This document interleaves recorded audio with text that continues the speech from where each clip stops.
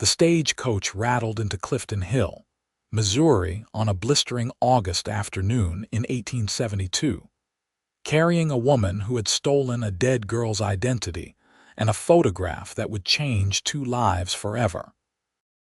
Lily Rose clutched her carpetbag tighter as the driver called out their arrival, her heart hammering against her ribs with the force of a blacksmith's anvil. Inside that bag, wrapped in oilcloth, was a daguerreotype of a beautiful young woman with delicate features and an elegant pose, her hair arranged in perfect ringlets, her dress the finest silk. That woman was supposed to be her. That woman was Catherine Whitmore, daughter of a Philadelphia merchant, betrothed by correspondence to a cattle rancher named Franklin Kane, who lived just outside this dusty Missouri town. But Catherine Whitmore had died of cholera 3 weeks ago in a cramped boarding house in St. Louis, and Lily Rose had been there to hear her final, desperate words. The stage lurched to a stop outside the general store, and Lily stepped down into the afternoon heat, squinting against the sun. Clifton Hill was smaller than she had imagined, just a single main street with weathered wooden buildings on either side, their paint peeling in the relentless summer. A saloon stood at one end, a church at the other, as if the town itself could not decide between salvation and damnation. Horses lined the hitching posts, their tails swishing lazily at flies, and somewhere a dog barked with tireless enthusiasm. "Miss Whitmore," the voice made her jump, and she turned to see a man standing beside a buckboard wagon, his hat in his hands. He was tall, well over 6 feet, with broad shoulders that filled out his work shirt and sun-bronzed skin that spoke of years outdoors. His hair was dark brown, slightly too long, curling at his collar, and his eyes were the color of creek water, green-gray and searching. There was a gentleness to his face despite the hard line of his jaw, a softness around his mouth that suggested he smiled more often than he frowned. This was Franklin Kane, her supposed future husband. "Yes," Lily heard herself say, the lie tasting like ash on her tongue. "I'm Catherine Whitmore." Something flickered across his face, quick as a bird's shadow, but he smiled and stepped forward. "I'm Franklin Kane. It's a pleasure to finally meet you, Miss Whitmore. Your letters have been the bright spot in my days these past 6 months." Guilt crashed over her like a river at flood stage. Those letters had been Catherine's words, Catherine's thoughts, Catherine's dreams. Lily had only read them once, rifling through the dead woman's belongings in a moment of desperate inspiration, understanding that this marriage arrangement might be her only chance at a life that did not end in poverty or worse. "The pleasure is mine, Mr. Kane," she managed, her voice steadier than she felt. He moved to take her bag, and she let him, watching as he loaded it into the wagon with an ease that spoke of considerable strength. Up close, she could see the small scars on his hands, the calluses earned through honest labor, the way his shirt strained slightly across his back. He was not what she had expected. Catherine's letters had described him as a successful rancher, a man of some means looking for a refined wife to help him build a legacy. But they had not mentioned that he would be young, perhaps only 26 or 27, or that he would have kind eyes and a gentle manner. "The ranch is about 5 miles out," Franklin said, helping her up onto the wagon seat with a steadying hand at her elbow. "I hope you do not mind the ride. I know you must be tired from your journey." "Not at all," Lily said, settling her skirts around her. She had been traveling for weeks, first from New York, where she had worked as a seamstress in a sweatshop, then west to St. Louis, where she had hoped to find better prospects. Instead, she had found Catherine Whitmore dying in the room next to hers, delirious with fever, crying out for someone to tell Franklin Kane that she was sorry, that she could not come to him after all. In that moment, sitting beside that dying woman. Lily had made a choice that would either save her or damn her. Franklin climbed up beside her and took the reins, clicking his tongue to set the horses moving. The wagon rolled forward, leaving Clifton Hill behind, heading out into the rolling Missouri countryside. Fields of corn stretched out on either side, their stalks tall and green, rustling in the hot breeze. In the distance, Lily could see stands of oak and hickory, their leaves deep summer dark, and beyond them, the hazy blue outline of hills. "Your letters mentioned you enjoyed raiding," Franklin said after a few moments of silence. "I hope you will not find the ranch too isolated. We're not far from town, but it's quiet out there. Peaceful." Lily's mind raced. What had Catherine written in those letters? She had only skimmed them, learning the basic facts, committing to memory the details that seemed most important. Catherine had been educated, well-bred, the daughter of a merchant who had fallen on hard times after bad investments. The marriage to Franklin Kane had been arranged through a matrimonial agency, a practical solution for a woman with no dowry and a man with no time to court. "I like quiet," Lily said carefully. "The city can be very overwhelming." "I imagine Philadelphia is quite different from Missouri," Franklin said, and there was something in his tone that made her glance at him sharply.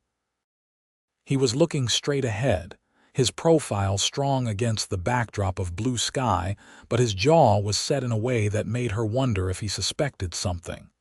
"Very different," she agreed, "but I am eager to make a new start." That much, at least, was true. They rode in silence for a while, the wagon wheels creaking, the horses' hooves beating a steady rhythm against the packed earth road. Lily found herself hyper-aware of Franklin's presence beside her, the warmth of his arm nearly touching hers, the clean scent of soap and leather that clung to him. He was nothing like the men she had known in New York, rough factory workers and aggressive street vendors.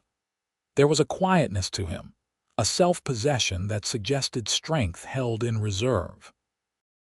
"I should tell you," Franklin said suddenly. "I was surprised by some of the things in your last letter. You wrote differently than before, more informal."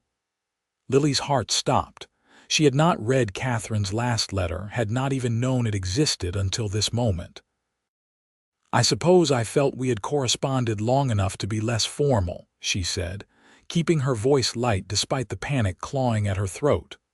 "I liked it," Franklin said, glancing at her with a small smile. "It felt more genuine, more like a real person, and less like a letter from an etiquette book." She did not know what to say to that, so she said nothing, watching as the landscape rolled by.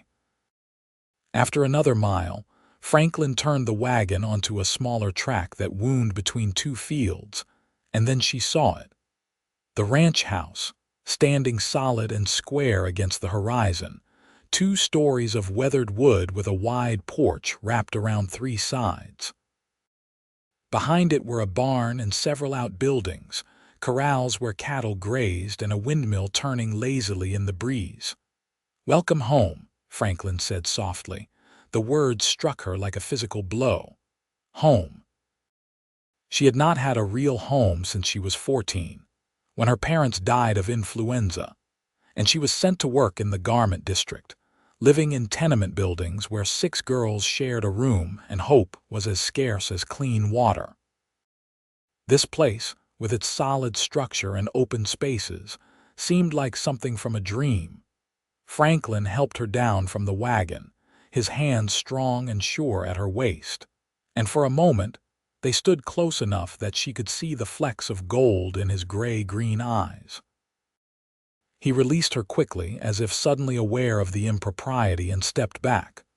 "I have a housekeeper, Mrs. Chen," he said. "She's been preparing for your arrival. She'll show you to your room.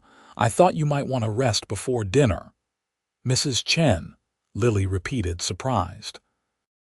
"Her husband worked for me until he passed 2 years ago. She stayed on to help with the house. You'll like her. She's good people." Before Lily could respond, the front door opened and a small Chinese woman emerged, her hair streaked with gray, her face creased with age and wisdom. She wore a simple calico dress and an apron, and her eyes were sharp as she looked Lily up and down. "So this is the bride," Mrs. Chen said, her English accented but clear. "She's skinnier than I expected from that picture you showed me, Franklin." "Mrs. Chen," Franklin said with gentle reproach, but Lily saw the way his eyes crinkled at the corners, fond and amused. "Well, she is," Mrs. Chen said, unrepentant. She came down the porch steps and took Lily's hands in her own work-roughened ones. "But you have good bones, strong face. You'll do." Despite everything, Lily found herself smiling. "Thank you, I think." "Come," Mrs. Chen said, releasing her hands and gesturing toward the house. "I'll show you where everything is. Franklin, bring her bag up to the blue room." "Yes, madam," Franklin said with mock seriousness, and Lily caught the warmth between them, the easy affection of people who had known each other a long time. The inside of the house was cooler than outside, with windows open to catch the cross breeze.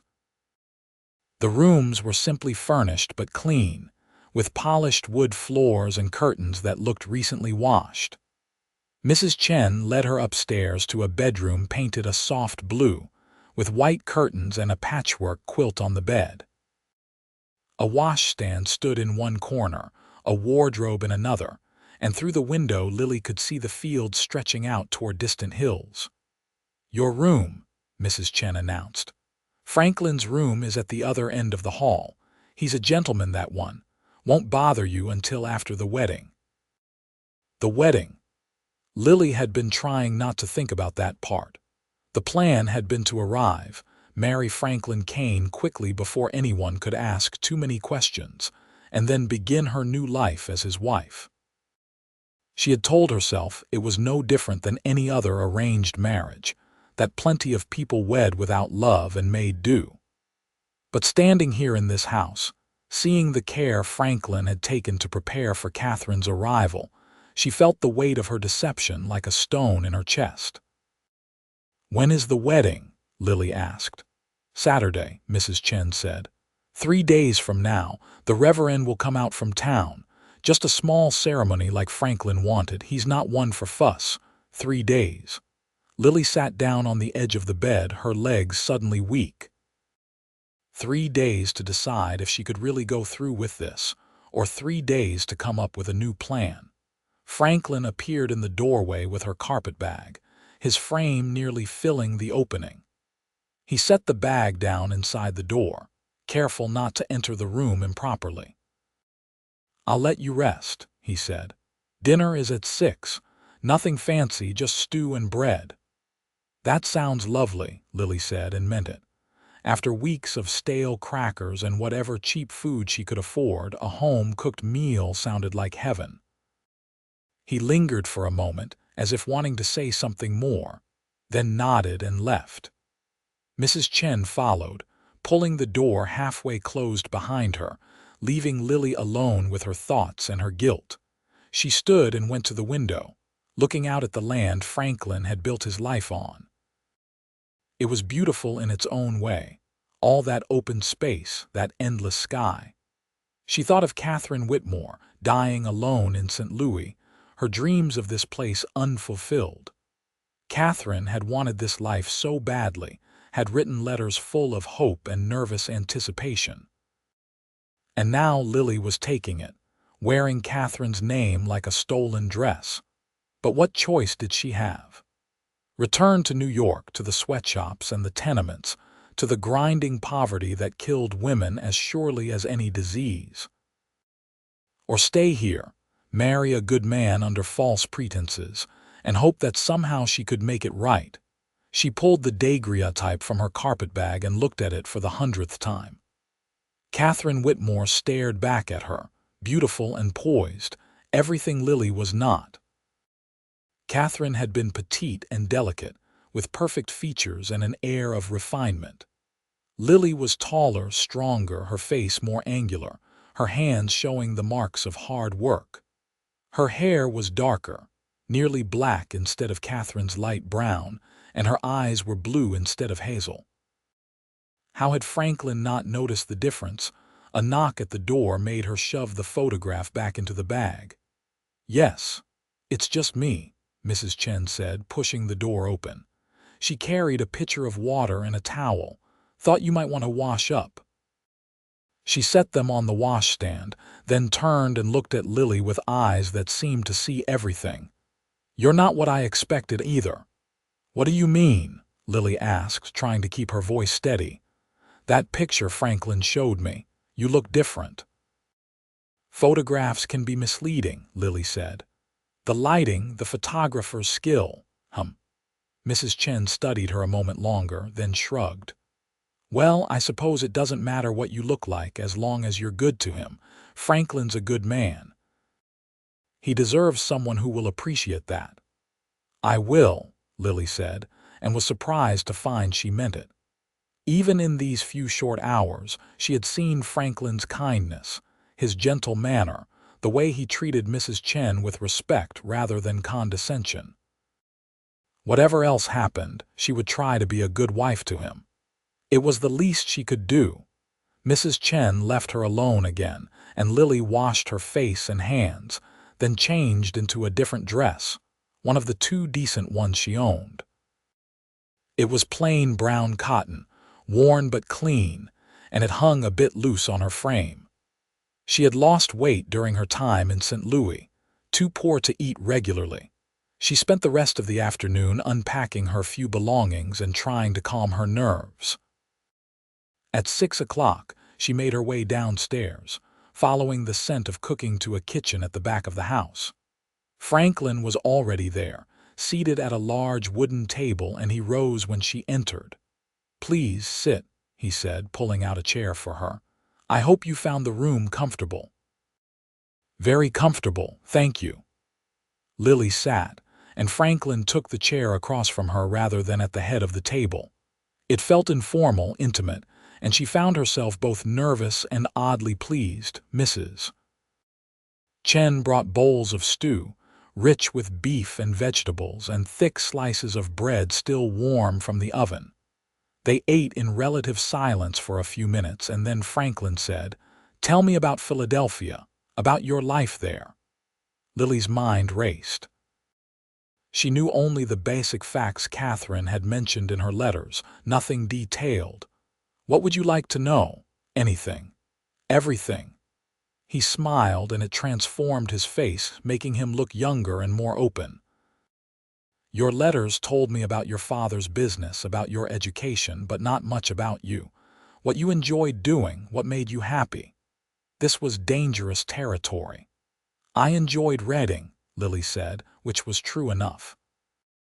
She had taught herself to read as a child and had spent what little money she could spare on dime novels and newspapers. And sewing. Also true, though her sewing had been factory work, not the genteel embroidery Catherine had likely done. "What did you read?" "Novels, mostly." "Whatever I could find." She took a bite of stew, buying time. "What about you, Mr. Kane? Your letters mentioned the ranch, but not much else." "Call me Franklin, please. We're to be married in 3 days." He leaned back in his chair, cradling his coffee cup. "There's not much to tell. I've been ranching since I was 18, when my father died and left me this land. Built it up from nothing, really. Started with 50 head of cattle, and now I have nearly 500. It's not a huge operation, but it's mine." "You must be very proud," Lily said, and she could see that he was in the way his eyes lit up when he talked about his work. "I am, but it's been lonely." His gaze met hers, direct and honest. "That's why I contacted the matrimonial agency. I wanted a partner, someone to share this life with." "Your letters, they made it seem like you wanted the same thing." "I do," Lily said softly. "I want a home, a real home." Something in her voice must have conveyed the desperate truth of that statement, because Franklin's expression softened. "Then I'll do my best to give you one." They talked more as they finished dinner. Carefully polite conversation about the weather, the ranch, the town. Franklin told her about Clifton Hill, about the people who lived there, the sheriff who kept the peace, the doctor who had trained back east, the schoolteacher who had come from Kentucky. It was a real community, he said, people who looked out for each other. As Mrs. Chen cleared the dishes, Franklin stood and said, "Would you like to see the porch? It's cooler out there in the evenings." Lily agreed, and they walked outside together, the setting sun painting the sky in shades of orange and pink. They sat in rocking chairs, a proper distance apart, and watched as the light faded and the first stars appeared. "I want you to know," Franklin said after a long silence, "I don't expect this to be a love match right away. I know we're strangers, but I hope with time we can build something real." Lily's throat tightened. "I hope so too. There's just one thing." He turned to look at her, his face serious in the gathering dusk. "I want honesty between us. Whatever else we are, I want us to be truthful with each other. Can you promise me that?" The irony of the question nearly made her laugh, but she swallowed it down. "I promise to do my best," she said, which was as close to the truth as she could manage. He seemed satisfied with that, and they sat in companionable silence as the night deepened around them, crickets singing in the grass, the distant sound of cattle lowing in the fields. Lily felt a strange peace settle over her, fragile and temporary but real nonetheless. For the first time in years, she was not afraid of where she would sleep that night, or whether she would eat the next day. She was not wondering if the factory would lay her off, or if her landlord would raise the rent beyond what she could pay. She was sitting on a porch beside a good man, watching the stars come out, and for this moment, at least, she could pretend it was real. The next 2 days passed in a blur of preparation. Mrs. Chen insisted on altering one of Catherine's dresses that Lily had brought with her, a simple ivory dress that would serve as a wedding gown. Lily helped in the kitchen, learning Mrs. Chen's recipes, trying to make herself useful. Franklin was busy with ranch work, up before dawn and not returning until dusk, but he joined them for meals and always asked about Lily's day, always treated her with unfailing courtesy. And Lily found herself liking him more with each passing hour, which made the guilt gnaw at her with sharper teeth. On Friday evening, the night before the wedding, Franklin invited her to walk with him to see the cattle. They strolled across the fields as the sun set, and he pointed out different breeds, explained his plans for expanding the herd, talked about the future with an enthusiasm that was infectious. "I want to build something lasting," he said as they leaned against a fence, watching the cattle graze. "Something I can pass down to my children someday." "That's a good dream," Lily said. "What are your dreams, Catherine?" The false name jarred her every time he said it, but she was getting better at responding to it. "I suppose the same as yours. A home, a family, a life that matters." "You never mention your father," Franklin said, glancing at her. "I know from your letters that you had some trouble with him, that he disapproved of this marriage, but you've never spoken of him since you arrived." Lily's mind scrambled. Catherine's letters must have mentioned her father. "We were not close at the end," she said carefully. "He made choices I could not support. Coming here was my way of starting fresh." Franklin nodded slowly. "I can understand that. My father and I did not always see eye to eye either. He wanted me to sell this land, move to the city, make something of myself in business. He never understood that this was where I belonged." They stood in silence for a moment, and then Franklin said, "Can I ask you something?" "Of course." "Why did you really agree to marry me? Was it just because you needed security, or was there something more?" Lily looked at him, at his honest face and searching eyes, and she wanted desperately to tell him the truth. But instead she said, "Your letters made me believe you were a good man. I wanted to know if that was true. And now that you're here, I believe it more than ever." Something shifted in Franklin's expression, a warmth kindling in his eyes. He reached out and took her hand, his fingers rough and calloused but gentle. "I'm glad you're here, Catherine. Whatever else happens, I want you to know that." Lily squeezed his hand, her heart aching with the weight of her lies and the surprising depth of her growing feelings for this man she barely knew. "I'm glad, too," she whispered. They walked back to the house hand in hand, and when they reached the porch, Franklin turned to her. For a moment she thought he might kiss her, and her breath caught in anticipation, but instead he lifted her hand to his lips and pressed a gentle kiss to her knuckles. "Sleep well," he said. "Tomorrow we start our life together." Lily barely slept that night, lying awake in the blue room, staring at the ceiling and trying to quiet the war raging in her conscience. She could still back out. She could tell Franklin the truth, throw herself on his mercy, hope that he would understand or at least not have her arrested for fraud. Or she could go through with the wedding, become his wife in truth, and spend the rest of her life living a lie. But in the darkest hours of the night, she admitted to herself what had been growing in her heart these past 3 days. She was falling in love with Franklin Kane. With his kindness and his strength, his quiet humor and his gentle ways, his dreams of building something lasting. She wanted to be part of that dream. She wanted to stand beside him and help him build the life he imagined, even if he never knew her real name. Saturday dawned clear and hot, the August sun already climbing by the time Lily rose and dressed.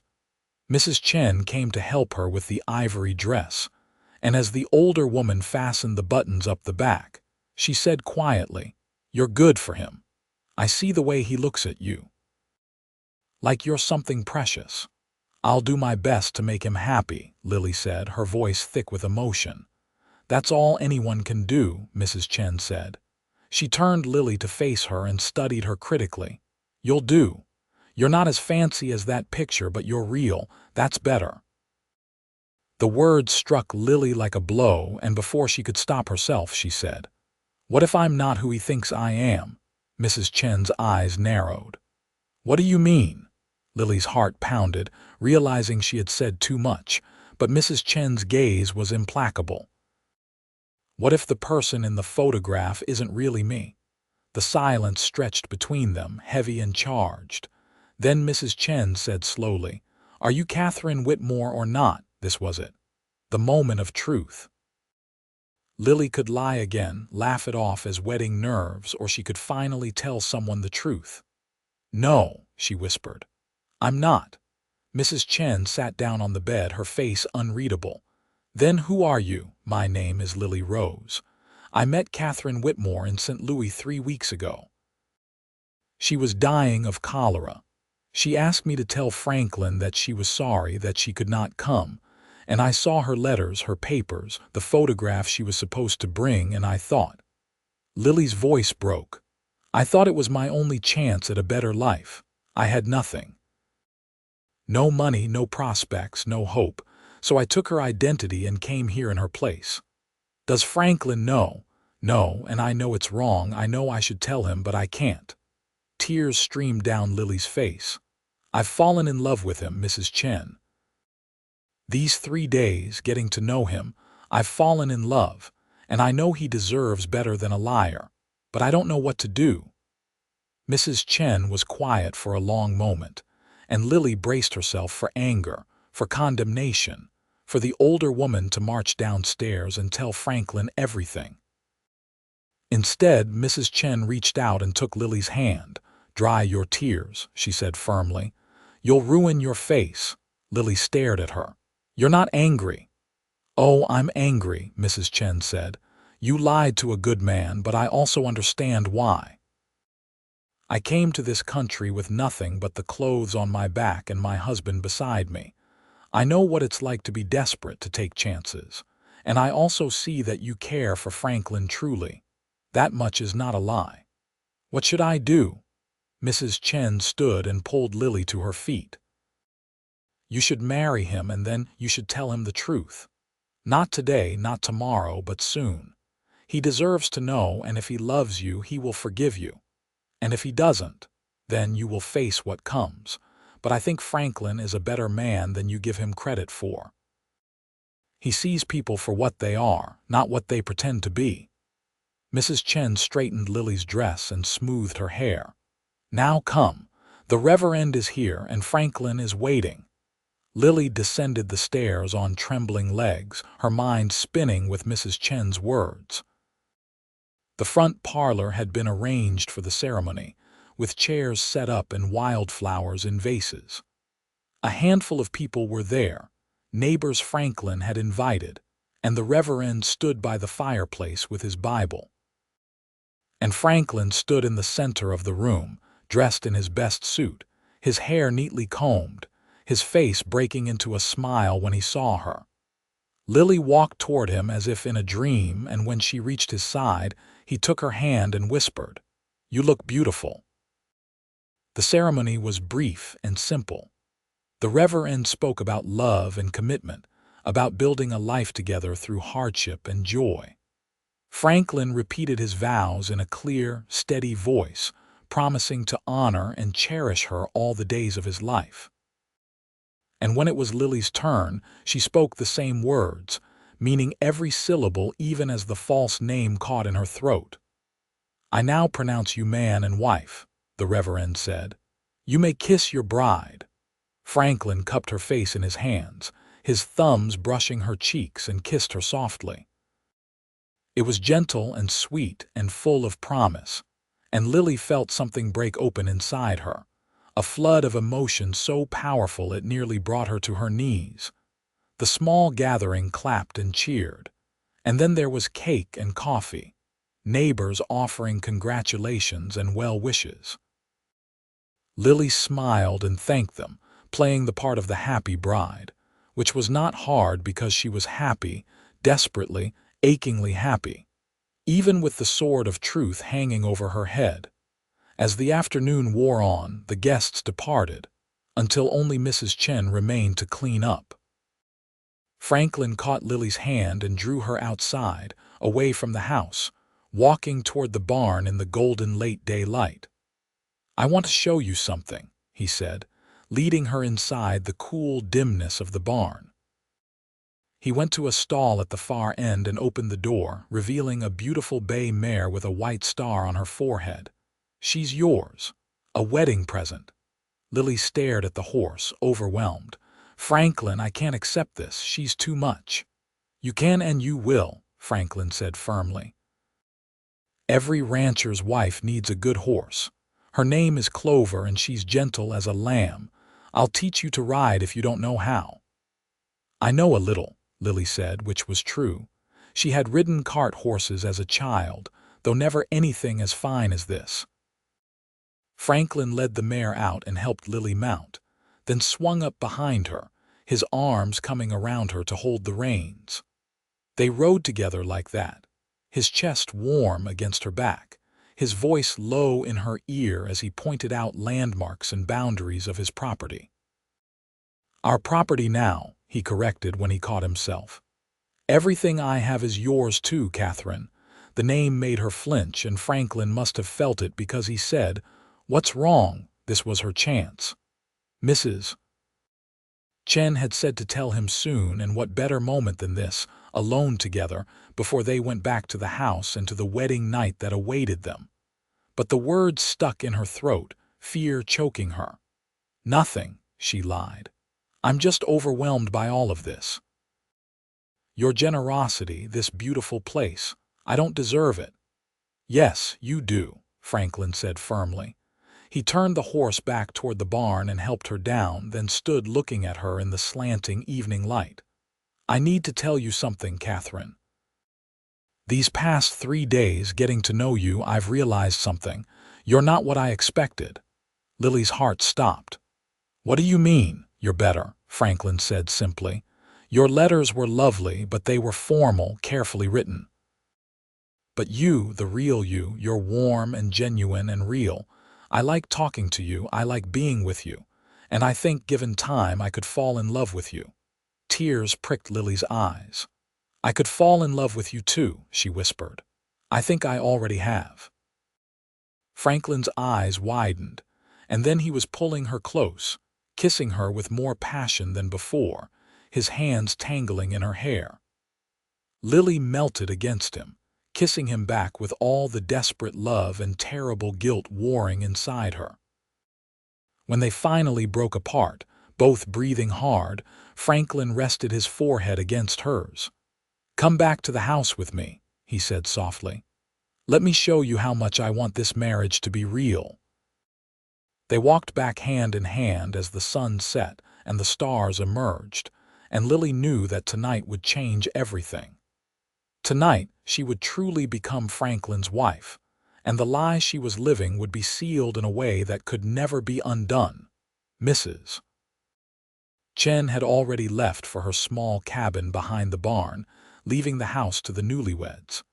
Franklin led Lily upstairs, his hand warm in hers, and paused outside the door to his room. "This is your home now, too," he said. "Your choice whether we share a room or keep separate ones for now. I won't push you."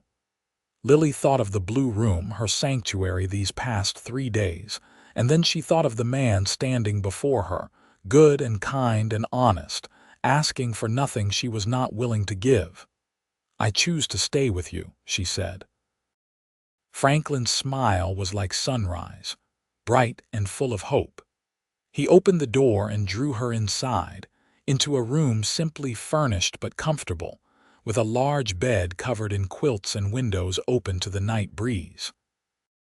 And there, in the privacy of their marriage bed, Franklin was gentle and patient, taking his time, making sure Lily felt safe and cherished.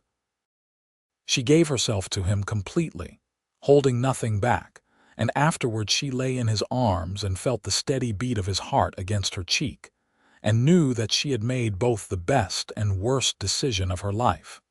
The days that followed were the happiest Lily had ever known. She woke each morning beside Franklin, helped Mrs. Chen with the household work, learned to ride Clover across the ranch lands. Franklin taught her about cattle and crops, about the rhythms of ranch life, and she found she had a knack for it, a practical intelligence that Franklin appreciated. "You're a natural," he said one afternoon as she helped him mend a fence. "Where did you learn to work like this?" Lily froze, realizing her mistake. Catherine Whitmore, daughter of a Philadelphia merchant, would never have known how to mend fences or chop vegetables with the efficiency Lily displayed. "I suppose I picked it up here and there," she said vaguely. Franklin gave her an odd look but said nothing, and Lily was more careful after that, trying to remember to be less competent, more refined. But it was exhausting, this constant vigilance, and as the weeks passed, she found it harder and harder to maintain the pretense. One evening in September, as she and Franklin sat on the porch watching the sunset, he said quietly, "Catherine, can I ask you something?" "Of course." "Have you ever been to Philadelphia?" The question hit her like a physical blow. She turned to look at him and saw something in his eyes, a knowledge, a sadness that made her stomach drop. "What do you mean?" Franklin reached into his pocket and pulled out a folded piece of paper. "I received a letter yesterday from the matrimonial agency. They wanted to confirm my satisfaction with the arrangement and mentioned that they were sorry to hear about Miss Catherine Whitmore's death in St. Louis last month." The world tilted and spun. Lily gripped the arms of her rocking chair, unable to speak, unable to breathe. "I've known since the day you arrived that you weren't Catherine," Franklin said, his voice quiet and level. "The photograph the agency sent me showed a woman with light hair and a round face. You have dark hair and angular features. You're taller, stronger. Your hands show work, not leisure. And the way you talk, the things you know, they don't match up with the letters Catherine wrote." "Why didn't you say anything?" Lily whispered, tears streaming down her face. "Because I wanted to see who you really were." Franklin turned to face her fully, and his expression was not angry but sad. I thought maybe you would tell me the truth on your own. I waited for you to trust me enough to be honest, but you never did." "I wanted to," Lily said, her voice breaking. "Mrs. Chen told me to tell you, and I tried so many times, but I was afraid. I'm so sorry, Franklin. I know you must hate me." "I don't hate you," Franklin said, and there was a world of pain in his voice. "That's the problem. I've fallen in love with you, whoever you are. These past weeks, living with you, learning who you are beneath the lies, I've fallen completely in love, and that makes this so much harder." "Then forgive me," Lily begged. "Please, Franklin, let me explain everything. My real name is Lily Rose. I'm from New York.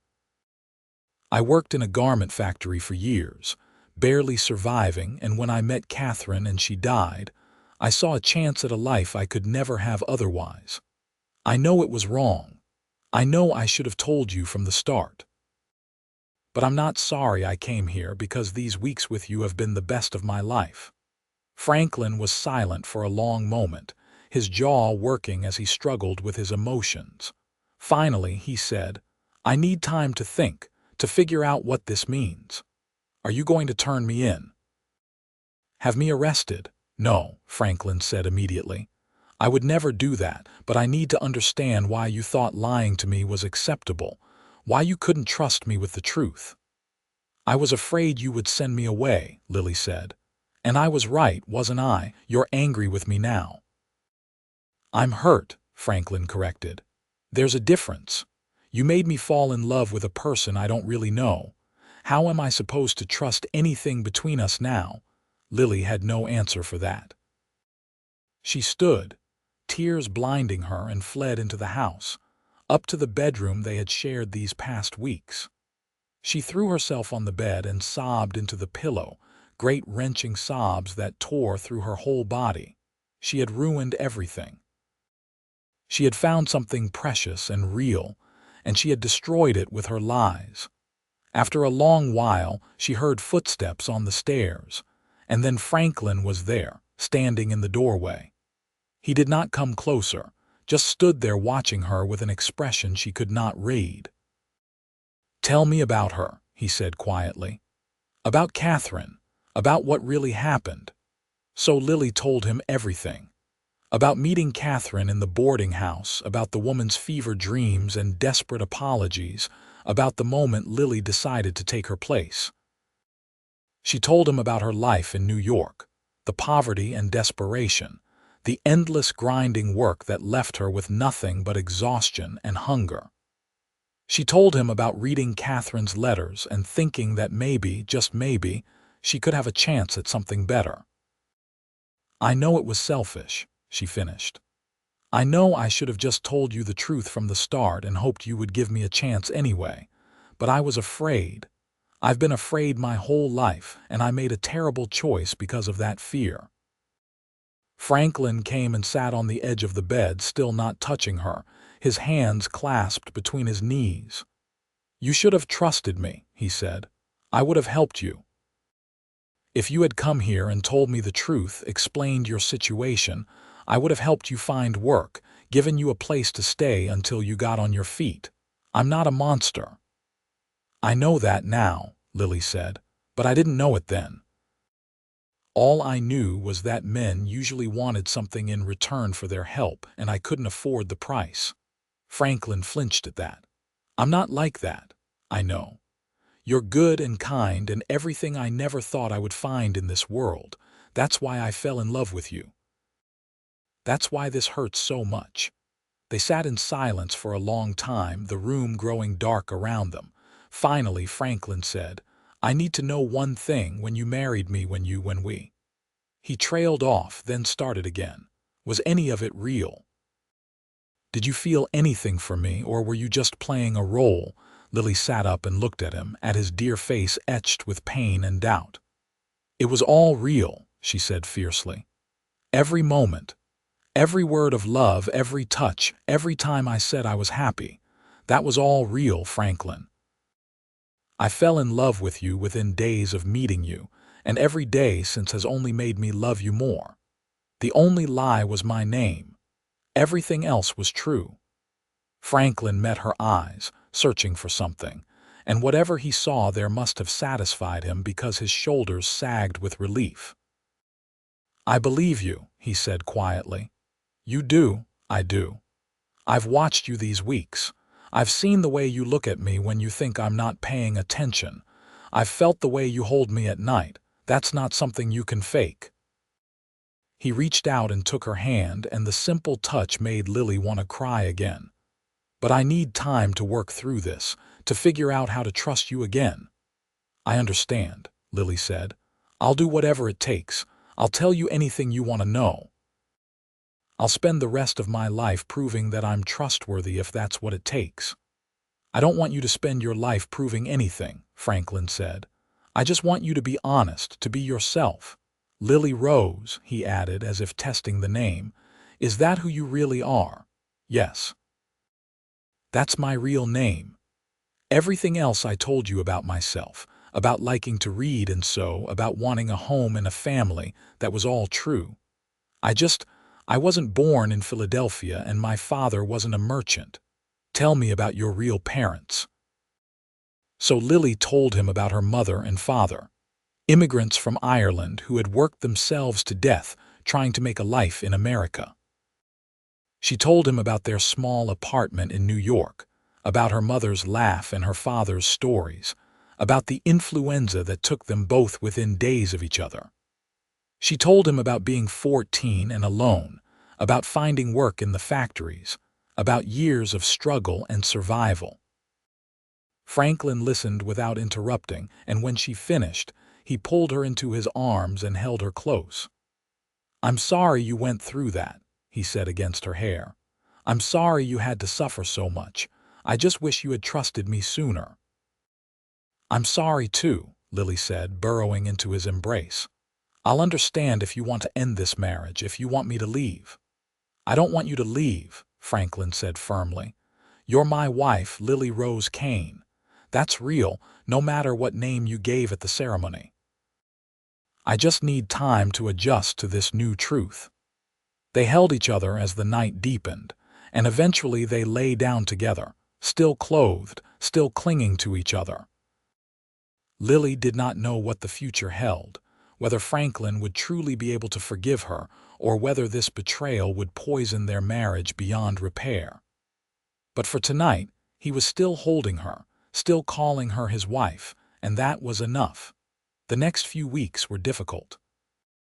Franklin was quieter than before, more reserved, and though he was never cruel, there was a distance between them that had not been there before.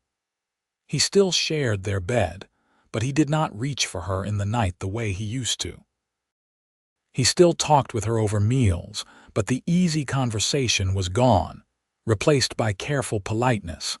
Lily bore it all without complaint, knowing she deserved his caution, his hurt. She threw herself into the work of the ranch, helping Mrs. Chen with the harvest preparations, learning to preserve vegetables and fruits for the winter. She rode Clover every day, often alone, giving Franklin space to work through his feelings. Mrs. Chen, to her credit, did not judge. "He'll come around," she said one afternoon as she and Lily worked on mending clothes. "He's stubborn, but he's not foolish. He knows what he has in you." "What if he decides he can't trust me?" Lily asked. "Then you'll deal with it. But I don't think that's going to happen.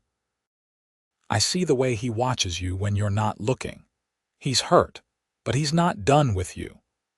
Lily clung to those words in the lonely evenings when Franklin retreated to his study to work on the ranch accounts, leaving her alone in their bedroom.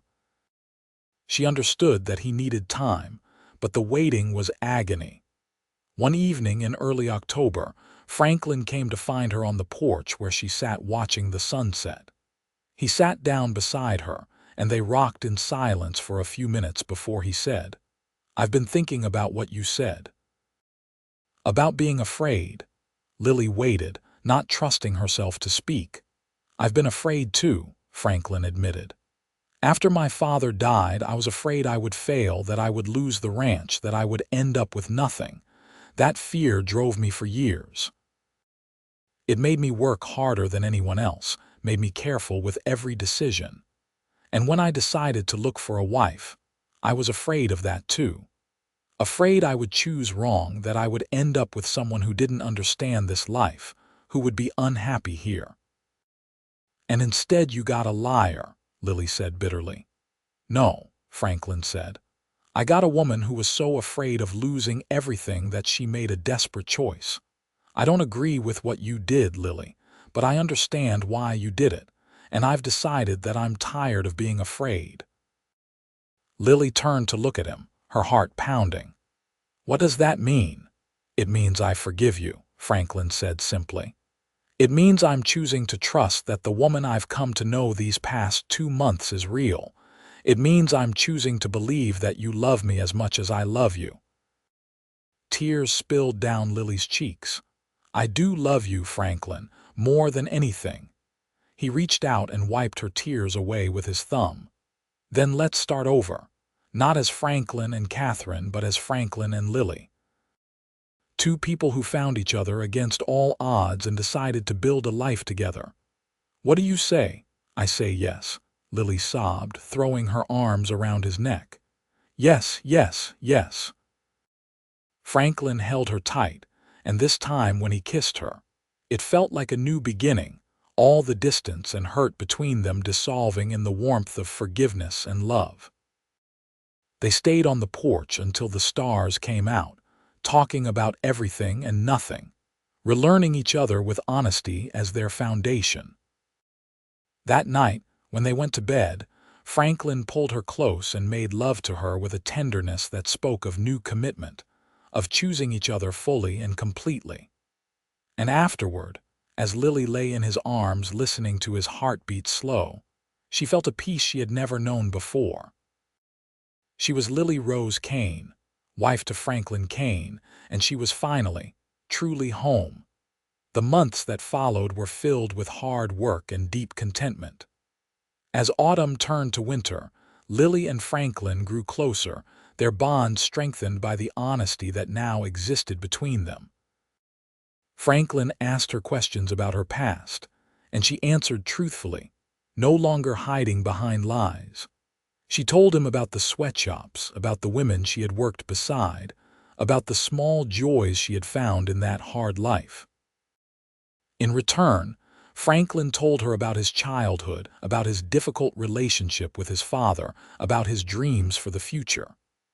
They made plans together, talking about expanding the ranch, about building a new barn, about the children they hoped to have someday. You ever regret it? Lily asked one evening as they sat by the fire, snow falling softly outside the windows. Taking a chance on me? Never, Franklin said firmly. He pulled her closer, his arm warm around her shoulders. You're the best thing that ever happened to me, Lily Rose. I'm just glad you had the courage to take that stagecoach to Clifton Hill. Even though I came under false pretenses, because it brought you to me, and that's all that matters now. Christmas came, and they celebrated quietly with Mrs. Chen and a few neighbors. Lily had never had much in the way of holidays growing up, and she was touched by Franklin's efforts to make it special, with a small pine tree decorated with strings of popcorn and paper stars, gifts exchanged by the fire. Franklin gave her a beautiful leather-bound journal and a fountain pen. For writing down your thoughts, he said. Your real thoughts as Lily Rose, not as anyone else. Lily gave him a shirt she had sewn herself, embroidered with his initials in careful stitches. I know it's simple, she said, suddenly shy. It's perfect, Franklin said, and he wore it the very next day, telling everyone who would listen that his talented wife had made it. In February, Lily realized she was pregnant. She waited to be sure, and then one evening at dinner she said, Franklin, I have something to tell you. He looked up from his meal, his expression attentive. What is it? I'm going to have a baby. In late summer, I think. Franklin's face went through a series of emotions, shock and joy and wonder, before settling into a grin so wide it looked like it might split his face. He stood and came around the table, pulling Lily into his arms and spinning her around. "We're going to have a baby," he said, his voice full of awe. "Lily, we're going to be parents. Are you happy?" she asked, even though the answer was obvious. "Happy doesn't begin to cover it," Franklin said. He knelt down and placed his hand on her still flat stomach. "Hello in there, little one. This is your papa. I can't wait to meet you." Lily ran her fingers through his hair, overwhelmed with love for this man who had forgiven her lies and given her a life beyond her wildest dreams. The pregnancy progressed smoothly, and as Lily's belly grew, so did Franklin's protectiveness. He insisted she rest more, work less, and he spent hours rubbing her feet and bringing her whatever she craved. Mrs. Chen clucked over her like a mother hen, making special foods and telling stories about her own children, grown now and living in California. In August, during a hot spell that made breathing feel like work, Lily went into labor. Franklin sent for the doctor from town and paced the downstairs like a caged animal while Mrs. Chen and the doctor attended to Lily upstairs. The labor was long and difficult, and there were moments when Lily thought she might not survive it. But Mrs. Chen held her hand and encouraged her, and the doctor was skilled, and finally, just before dawn, Lily brought a son into the world. Franklin was allowed in to see them, and Lily would never forget the look on his face when he saw his son for the first time. He sat carefully on the edge of the bed and took the baby in his arms with shaking hands, tears streaming down his face. "He's perfect," Franklin whispered. "What should we name him?" They had discussed names for months, but now, looking at their son's tiny face, Lily knew exactly what to call him. "Thomas," she said, "after my father." "Thomas Kane," Franklin said, testing the name. "It's perfect. Hello, Thomas. Welcome to the world." The months after Thomas's birth were exhausting and wonderful in equal measure. Lily learned the rhythms of motherhood, the constant feeding and changing and soothing, while Franklin balanced his ranch work with helping wherever he could. He was a devoted father, spending every spare moment with his son, talking to him constantly, even though Thomas could not understand a word. "I want him to know my voice," Franklin explained when Lily teased him about it. "I want him to know he's loved." "He'll know," Lily assured him. "How could he not with a father like you?" As Thomas grew from infant to toddler, the Kane ranch prospered. Franklin made good on his plans to expand, buying more land and building a new barn. Lily kept the household running smoothly, raised their son, and in her spare moments wrote in the journal Franklin had given her, recording the story of her life. Her journey from Lily Rose the factory girl to Lily Kane the rancher's wife. When Thomas was 2 years old, Lily found herself pregnant again. This time the pregnancy was easier, and in the spring of 1876, she gave birth to a daughter they named Sarah, after Franklin's mother. Their family complete, the Kanes settled into a life of contentment. Franklin's ranch became one of the most successful in the region, and their home was known for its hospitality.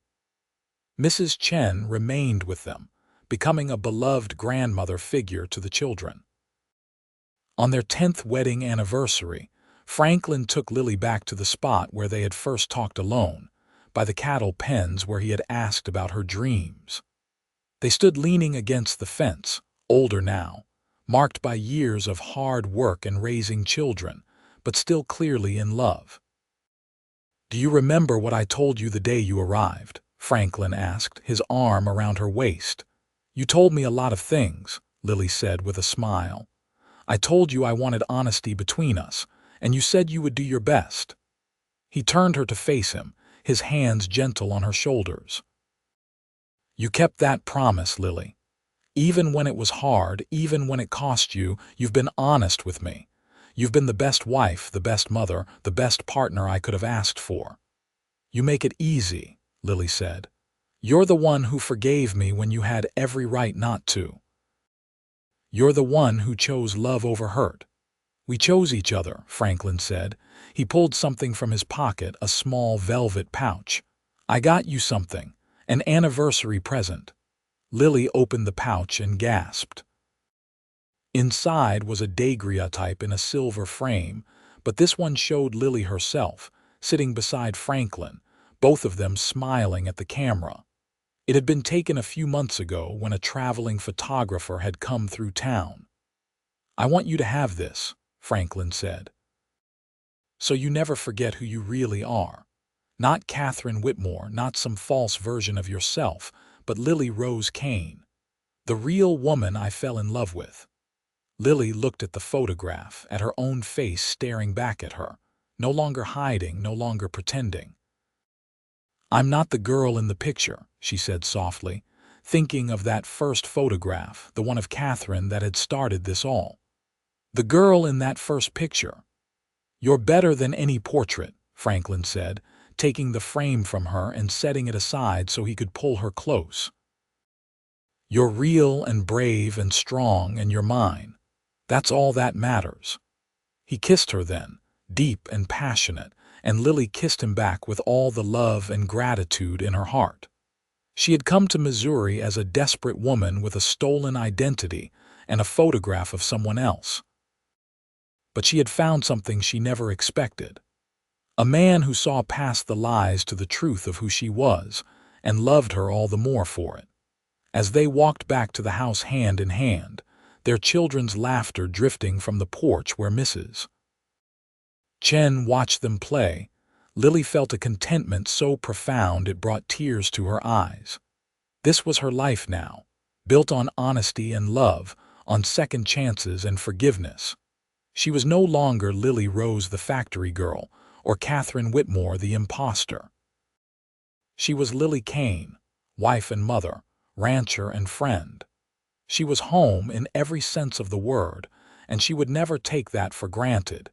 Years continued to pass in a steady rhythm of seasons and celebrations. Thomas grew into a sturdy boy with his father's work ethic and his mother's quick mind, while Sarah proved to be adventurous and bold, always first to climb trees or race her pony across the fields. Franklin taught them both to ride and rope, to respect the land and the animals, to value honesty and hard work. Lily often thought about Catherine Whitmore, the woman whose death had made this life possible. She had told Franklin and Mrs. Chen the full story, but the children knew nothing of it, and Lily intended to keep it that way until they were old enough to understand. Sometimes, she visited the small cemetery in Clifton Hill and left flowers on the graves, including a stone she and Franklin had commissioned for Catherine, who had no one else to remember her. She gave me this life, Lily explained to Franklin once when he found her there. Even if she didn't mean to, she gave me the chance to become who I was meant to be. I want to honor that.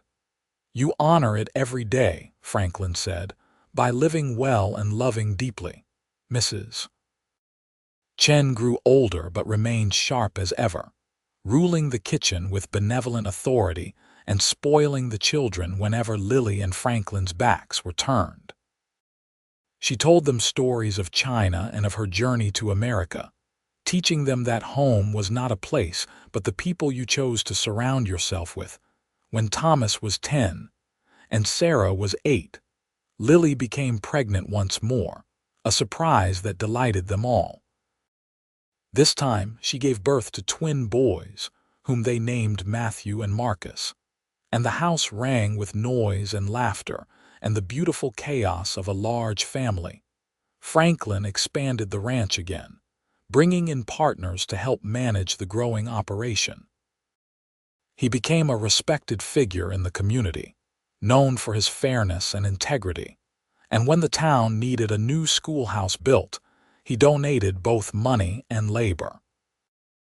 Lily found her own place in the community as well, organizing a ladies' auxiliary to help new families settling in the area, teaching sewing and cooking to young women, serving as a midwife when the doctor could not be reached in time.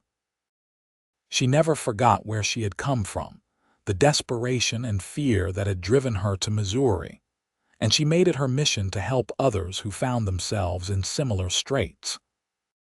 One autumn afternoon, a stagecoach arrived in Clifton Hill carrying a young woman who looked lost and afraid, her clothes shabby, her belongings few. Lily saw her standing alone outside the general store and felt a tug of recognition, remembering her own arrival years ago. "Are you all right, miss?" Lily asked, approaching gently. The woman startled, then seemed to crumple. "I don't know where to go. I came here hoping to find work, but I don't know anyone and I don't have much money." "What's your name?" Emma Dawson." "Well, Emma, my name is Lily Kane. My husband and I own a ranch outside town, and as it happens, we could use some help with the household, especially with 4 children running around. Would you be interested in a position?" Emma's face lit up with hope. "You would hire me? You don't even know me." "I know enough," Lily said, thinking of a younger version of herself, desperate and alone. "Everyone deserves a chance. Come on, I'll take you to meet my husband and our housekeeper. If they approve, the job is yours." Emma did prove to be a good worker, grateful for the opportunity and devoted to the children. She stayed with them for 2 years before marrying a local farmer and starting her own family. But she never forgot Lily's kindness, and the 2 women remained close friends. As their children grew, Franklin and Lily made sure each of them understood the value of honesty and integrity. They told them stories of their own lives, carefully edited for young ears but truthful in their essentials. When Thomas turned 16, Lily finally told him the full story of how she and Franklin had met, leaving nothing out. Thomas listened in silence, and when she finished, he said, "So you weren't always Mama. You were someone else first." "I was always myself," Lily corrected gently. "I just wasn't always honest about who that self was, and it nearly cost me everything that matters. But Papa forgave you, he did, and I've spent every day since trying to be worthy of that forgiveness." Thomas thought about this, then said, "I'm glad you took that stagecoach, Mama. Even if it started with a lie, because otherwise we wouldn't be here." Lily hugged her son close, grateful for his understanding, for the good man he was becoming. The years accumulated like rings in a tree, each one marking growth and change. Mrs. Chen passed away peacefully in her sleep at the age of 78, and the entire family mourned her as the grandmother she had become. They buried her next to her husband, and Lily made sure fresh flowers adorned her grave every week. Franklin's hair turned gray, and lines appeared around Lily's eyes, but they aged together with grace, their love deepening with each passing year. They celebrated their 20th anniversary, then their 25th, surrounded by their grown children and eventually grandchildren. Thomas took over much of the ranch operations, proving himself a worthy successor to his father. Sarah married a lawyer from Kansas City, but visited often with her children. Matthew became a teacher, opening a school in Clifton Hill, while Marcus followed in his father's footsteps with the cattle business. On their 30th anniversary, Franklin and Lily took a rare trip alone, riding out to the furthest edge of their property where a small creek ran through a grove of cottonwood trees. They spread a blanket and sat together in the dappled shade, listening to the water burble over stones. 30 years, Franklin mused. Sometimes it feels like yesterday you stepped off that stagecoach. Other times it feels like we've been together forever. Both are true, Lily said, leaning against his shoulder. We've lived a whole lifetime in these 30 years. Any regrets? Lily considered the question seriously. She thought of Catherine Whitmore, of the lie that had started everything, of the guilt she had carried for years. But she also thought of the life she had built, the family she had raised, the love she had found. "Only one," she said finally. "I regret not telling you the truth from the beginning. I regret that we lost those first weeks to my lies, but everything after that, no regrets at all. I can live with that, Franklin said. He pulled out another gift, making Lily laugh. You don't have to keep giving me presents, she said. I know, I want to. He handed her a leather-bound book, and when she opened it, she gasped. It was her journal, the one he had given her 28 years ago, but now it was professionally bound and duplicated, made into a real book. I had copies made for each of the children, Franklin explained. Your story, our story in your own words, so they'll always know where they came from, what you sacrificed to give them this life. Lily's eyes filled with tears. Franklin Kane, after 30 years you can still surprise me. I hope I never stop, he said, and kissed her softly. They stayed by the creek until the sun began to set, talking about the past and the future, about their children and grandchildren, about all the years still to come. When they finally rode back to the ranch house, now expanded and remodeled to accommodate their large family, they found the porch full of people waiting to celebrate with them. The party went late into the night, with music and dancing and stories told around the fire. Lily watched her children and grandchildren, saw the life she and Franklin had created spreading out like branches from a strong tree, and felt a peace so profound, it was almost overwhelming. Later, alone in their bedroom, Franklin helped her undress, his hand still gentle after all these years, still reverent. They made love slowly, tenderly, celebrating not just their anniversary but the life they had built together. I love you, Lily Rose Kane, Franklin whispered as they lay tangled together afterward. I loved you when I thought you were Catherine. I loved you when I learned you were Lily, and I will love you until my last breath. And I love you, Lily replied, more than words can say. You saw past my lies to the truth of who I was. You gave me a home when I had nothing. You gave me a family, a purpose, a life worth living. We gave each other those things, Franklin corrected. That's what marriage is, Lily. Two people choosing each other every day through everything. They fell asleep in each other's arms, and Lily's last waking thought was one of gratitude, deep and abiding, for the chance she had taken 30 years ago, for the man who had chosen to forgive her, for the life they had built together. The years continued their steady march. Franklin and Lily grew old together, their bodies weakening but their love strong as ever. They celebrated their 40th anniversary, then their 45th. The ranch passed fully into Thomas's capable hands, while Franklin and Lily spent their days in quieter pursuits, reading on the porch, walking slowly around the property they both loved. When Lily was 68 years old, Franklin fell ill with pneumonia. The doctor came and did what he could, but they both knew the truth.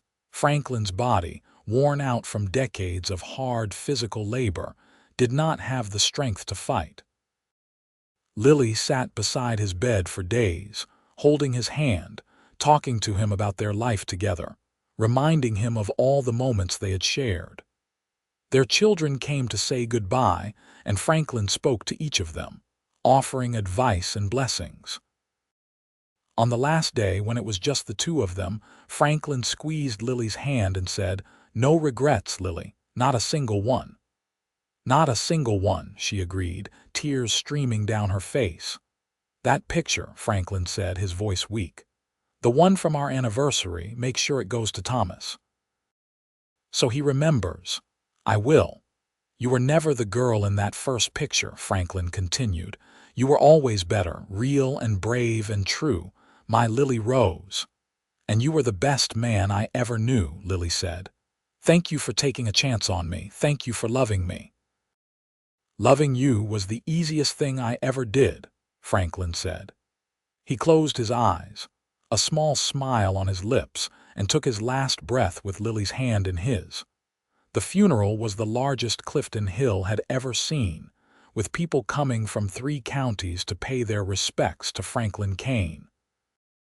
He was buried on a hill overlooking the ranch, and Lily made sure the headstone read, "Beloved husband, father, and friend, a man who saw the truth in others." The weeks after Franklin's death were the hardest of Lily's life. She had not been alone since that day. She stepped off the stagecoach 43 years ago, and the house felt empty without him. But her children rallied around her, and gradually the sharp edge of grief dulled to a manageable ache. Lily lived another 12 years, long enough to see great-grandchildren born and to know that Franklin's legacy would continue through the generations. She spent her final years in a comfortable chair on the porch, watching the ranch life continue around her, telling stories to anyone who would listen about the cowboy who had forgiven her lies and loved her anyway. When Lily finally passed away at the age of 80, peacefully in her sleep, she was buried beside Franklin on the hill. Her headstone, chosen by her children, read simply, "Lily Rose Kane, beloved wife, mother, and friend, she found her way home." The photograph Franklin had given her, the one showing them together, real and happy and true, was passed down through the generations. Each Kane child learned the story of their grandmother who had come to Missouri with a stolen identity and found redemption through love. They learned about honesty and forgiveness, about second chances, and the courage it takes to be truly known. And on quiet evenings when the work was done, and the family gathered on that same porch where Lily and Franklin had spent so many hours, they would look at that photograph and remember the woman who proved that it was never too late to become who you were meant to be, and the man who loved her not despite her truth, but because of it.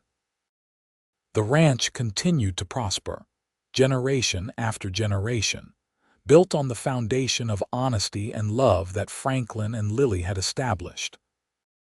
And though the world changed around it, though Missouri grew from frontier territory to settled state, the Kane Ranch remained a place where people could find acceptance and second chances, just as Lily Rose had all those years ago when she stepped off a stagecoach and into the rest of her life.